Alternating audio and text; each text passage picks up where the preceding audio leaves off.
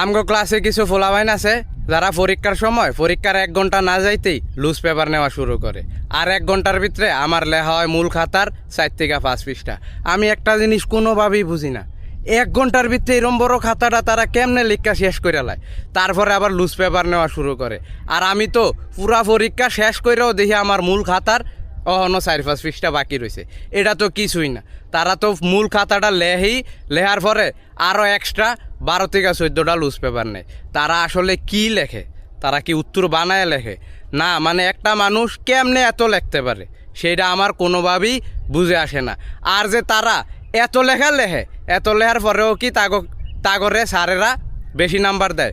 তোরা কি বেশি নাম্বার পাস? কত বেশি নাম্বার পাস একটু আমার কমেন্টে জানাতো। আমার পক্ষে তো জীবনেও 2 থেকে 3টা লুজ পেপার নেওয়া সম্ভব না, সেই জায়গায় তোরা 12 থেকে 14টা লুজ পেপার নেস। যারা এমন 12 থেকে 14টা লুজ পেপার নেয় তাগরে একটু এই ভিডিওর কমেন্টে